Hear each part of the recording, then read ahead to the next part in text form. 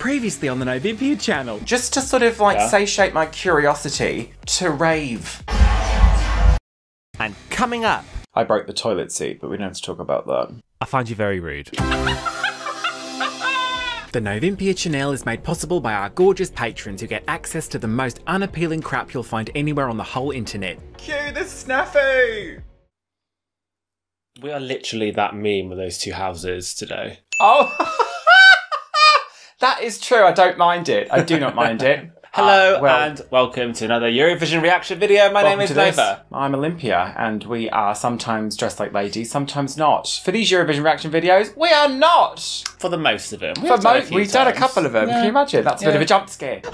Today we're going to be reacting to the Eurovision 2024 entry from Switzerland. Nova, isn't that right? Yes, we are. Yes. Who is it? This is Nemo. Yeah. Hey, Mr. Ray, we found Nemo. Ladies and gentlemen, boys and girls, please keep your fins inside your clamshell. We got stuck on the Nemo ride. Oh, we haven't got to get into it anyway. I'm sure a lot of people have done. Who cares? We have seen the song, we've watched the music video, just to put that out there. Yeah, I feel like we have some agreement, we have some disagreement, but we both agree that this is an entry of quality. Yeah, I don't want to talk about it too much because it just seems kind of pointless. But Switzerland, as a country at Eurovision, I don't know. Well, they won the first contest, Nova. Did you know that? I did not know that. 1956. The lady's surname was Asia. Make of that what you will. Oh. No joke. She passed away. And then, of course, they won in 1988 with Celine Dion. Now, if you are watching our Eurovision content and you're sort of not into it, or you're just starting to get into it, maybe you didn't know Celine Dion is a Eurovision Song Contest winner. You are aware of her currently because of Eurovision. Can you imagine? We have friends that were not aware that she was a Eurovision participant. Shut herself. Oh, I wasn't going to name her. She was like, what? What do you mean Celine Dion's not doing this? I was like, she did do it a long time ago in the world's ugliest outfit. Do you remember? Oh. It was the 80s. We'll give her a free pass. But basically, you know, I feel like they would once have been considered heavy hitters. Certainly after that, following Celine Dion, it was a long slog of not very good results. You know, last year we were sort of in, it was okay, I think from our perspective. We liked, and the year before that wasn't so hot, we liked John's Tears. Occasionally they will come through with something, but have for a while been doing kind of male ballad, sad. Yeah. It's not a country that I will absolutely run to with wild abandon to see what they're releasing. But let's watch this and we'll see what we make of it. We're on a train. We have such a clarity to this vocal tone and a very unusual range. Okay. Well, they've had money thrown at this. Yeah, the cinematics in this are so great. Some of the transitions, some of the camera angles, excellent music video. So there's immediately a falsetto coming in. So there's not much of a ramp up with this. It's immediately just throwing you in at the deep end. Unusual structure. Intriguing. Like Ammonites. I can never understand what that line is. I need to look it up because on Spotify the lyrics aren't there. Like Ammonites, I just gave it some time. This is a great outfit. So there's this rap moment. Such an unexpected rap. So unexpected. I think the first time I saw this, when it got to this part, I was a bit like, oh, this is kind of throwing you around a bit much. Oh, it's so good. It's intense. This is... It is. I think by this point, they will have probably lost a couple of people. But then I think the production in this chorus brings all of these separate elements together, and now it becomes once again a cohesive song. An epic quality to this. Yes. Because what's underneath the vocal, there's a lot of... Obviously, there's that kind of drum and bass situation happening, but there's sweeping kind of strings. There's almost a choral backing vocals. Quiet, yeah, okay. So there's a lot going on. It's sort of a story. There's troughs and valleys. The lyrics are so great as well. I mean, it's a little bit literal. It's a little bit on the nose, but it's a really nice story. Broke the code. Somewhere between the O's and ones. That's interesting, isn't it? This bit. I broke the toilet seat, but we don't have to talk about that. So this outfit is exceptional. I wouldn't even be angry if there was that. I have something in that shade of, like a leotard in that shade of like lilac. I love lilac. I will say I'd like different shoes.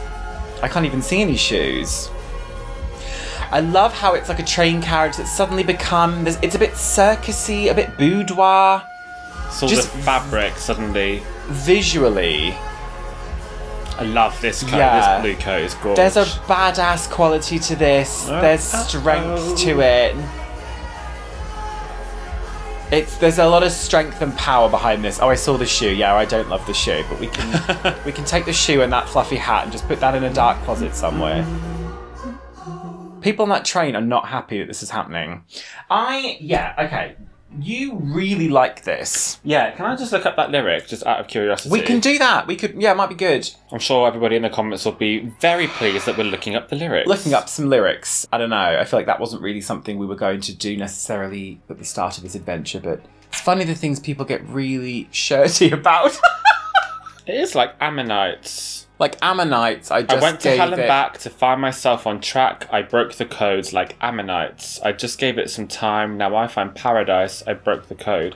Well, what is the meaning of that lyric? Ammonites, I gave it some time. Like an ammonite is a fossil, so it takes a while. Isn't that the idea? Maybe I'm not sure. That's a really interesting, lyric. That's a long time. That's not just like gave it a bit of time. That's, a few million years. So my interpretation of this is it's all about Nemo's gender identity. Nemo is non-binary, uses they, them pronouns, and I think kind of being in between the code I would interpret as being the gender binary and being in between the ones and O's, but going through hell and back, but then finding themselves on track. Like actually there's nothing wrong with them, but they just now understand who they are, what their journey is, and they've broken the code. It's kind of like a eureka moment when they realised their gender identity. I really like that. I think in terms of selling something to do with your identity being not of the norm, people had an issue with maybe Sheldon Riley's entry for just being very, very literal and just like straight to the point. And this kind of plays around with some, I don't know, metaphors and ideas, which makes it a little bit more kind of creative or interesting, possibly.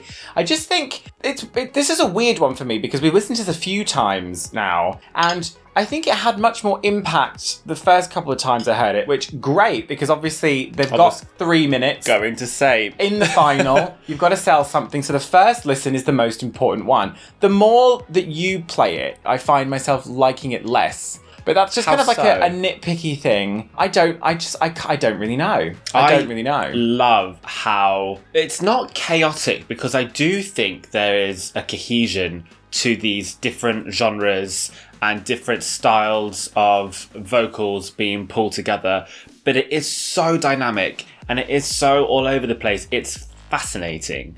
I am so like gripped and interested. And when I listen to this, I just keep thinking like, oh my gosh, the rapper's going to be next. Oh my gosh, the breakdown's going to be next. Oh my gosh, then we're going to get the opera bit next. Like I'm so excited to hear the next part. I think you can always tell when there's going to be the discussion of this sounds like 10 songs in one, because people obviously start that dialogue going, and I'm not seeing that with this versus like, I mean, what was she? Renela Hajati, poor cow. There are some K-pop songs, namely from SM Entertainment, they're quite well known for throwing like 7 songs and Frankensteining them into one, and I'm quite accustomed to listening to music like that. This is not quite the same, because I keep saying it, but this does have that thread all the way through that brings it all together and makes it feel one complete piece of music.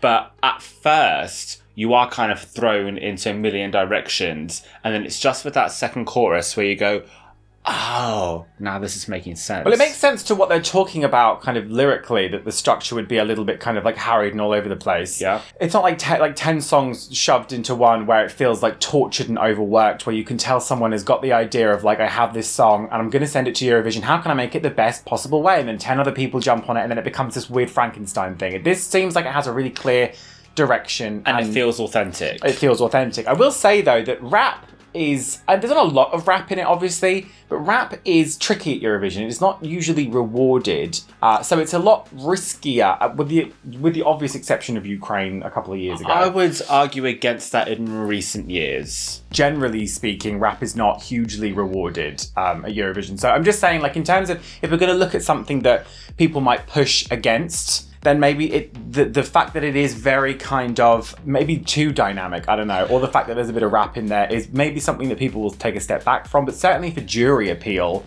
I think this has it in spades. I love the styling here, and I'm not worried about the styling on the Eurovision stage. I do just think that big statement piece with those shoes, I was not a fan of those shoes.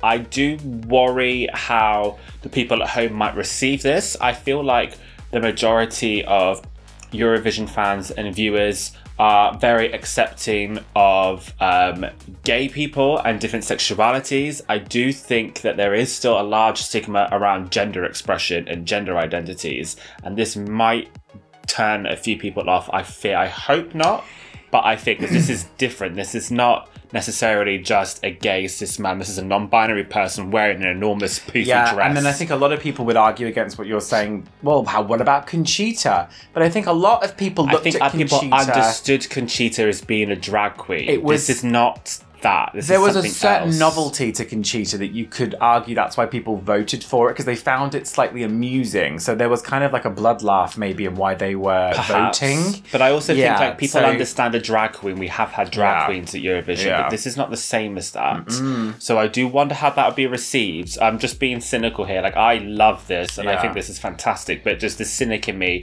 especially living in the UK at the moment, just makes me go, might be tricky. How will this be received at the televote? Are people just going to look at this and not get it? I think there will be, if we're going to sort of like bottom line this, there will be a vocal. I think we've seen Nemo do vocals now live. They're vocal. No issue with that. No issue with the styling. It's going to be big and it's going to be impactful. There's going to be a whole staging thing going on here because there's an artist at work putting something together that has like a clear vision. So all of that on the stage, I'm not concerned about. I think juries will probably turn out for this, I don't know, maybe slightly more than televoters, just because there's so much that has televote appeal that's a little bit more accessible. I think there's so much to this to be rewarded. Yeah, there is, but that doesn't always just play out the way that it should be, though. No. I think this does have winning potential. Again, we always struggle to kind of label songs as having winning potential because there are so many different factors that are at play with the Eurovision winners, especially this year where we don't actually have a clear favourite in the bookies or the fans. It's still quite open. I do think this entry should be in consideration though for taking that winning spot. I think it's in the discussion, and really now we're getting to the point where there aren't that many songs left, and it really is now down to which ones of them that are in contention to be in like the top 5, top 10 are going to flatline on the stage, and then you can immediately kind of like whip them out of the running, and then it might become a bit clearer because there are so many. Where have you put this? I have got this 4th. So I've got it 12th. Weirdly enough, I feel like I've spent the majority of this kind of critiquing it, or not really kind of highlighting that I like it. No, but you've just been, what's the word, bouncing off of what I've been saying. Diplomatic, maybe. I've been trying to be... You've been the foil to my praise. I've been the wind beneath your foot. Yeah, I just feel like I really now, I find it less interesting to talk about if I like it personally and more about how it's going to do. So I think it will do well. It absolutely, I think, should and may well be in the top 10. I've got it 12th, and for me personally, I have this neck and neck with Belgium. Just my personal taste. At the moment, I still have Belgium in 3rd. That might change when we see rehearsals because we haven't seen live performances from either of those artists. So Switzerland might jump into my top 3. I'm not sure. I think it's very interesting that yet again we have more competition for Ollie Alexander joining the ranks of like the other queer performers we have with Sylvester, Musti. And actually I think that if you really think about it, the chances of one of these kind of queer, the ones that we have named, one of them winning is probably a lot less because there are a few of them. and it's, you know, it feels a bit rough kind of just shoving them all in one category. But a lot of them are competing for the same vote. Bringing the same kind of energy, and it will probably, there will be similar in terms of visuals and in terms of the way it sounds. So certainly, yeah, I think that this and Musti are going to cannibalize each other, and neither of them are going to win in the end. I don't know. Yeah, you do know, Nova. I do really enjoy that we now have a second non-binary contestant this year joining Bambi Thug. I think that's really cool. I would love to see them both qualify. I think that would be amazing. I just like how queer this year is, like especially queer in terms of like openly queer contestants. This year has a lot. It's so difficult. So, okay, we're going to be doing prediction videos on our Patreon just before the semi-finals, based on if we get clips of the rehearsals. And I think this is going to be the hardest one we've ever done, because if you're watching this now thinking that your fave is absolutely going to make it to the final, you need to just reassess, because there is no way all of your faves are going through. They just can't. They can't all make it. We've got to be realistic about it. So we've got that over on the Patreon. We've also got Discord with the Eurovision channel, etc., etc. So if you'd like to check that out, the link for that will be arriving on screen just now. You know what we never say, though? What? I thought about this the other day. No one clicks on the screen or types it out. We should say just link in the description. There's a link down there if you want to click on it. So it's fun. Well, yeah, it is. Oh, it's on screen now. I've been to hell and back to find that I'm on track. What you gonna do with all that ash? Fuck me, I'll be the stand-in for Switzerland. And then there's also a Twitch for game night if you want to join us for playing games. I'm doing that later on. Yeah, you are. In a bit. Feel free to subscribe if you've enjoyed this. I don't know. Yeah, get in the comments. Let us know if you agree or disagree. Let's be civil and nice in the comments, though, and not be petty and childish. So that's lovely. Thank you for coming. Thank you for subscribing if you feel like it. And we're probably going to do another one now, aren't we? Yeah. What do you think? Yeah. Cyprus? Yeah. Check out the playlist for everything else. Some of them are really bad. All right, bye. And an Acquier Chalaroo to our newest patrons, Lise Mortier and Harry Tate. Wait, what? Oh, I thought you meant like entries. Not Which the one? reactions. Oh no, the reaction. Oh. I thought you were going to say which one. I was about to just, honestly, what? Join the Patron, we'll do a shot of Patron. Just like a legendary creature.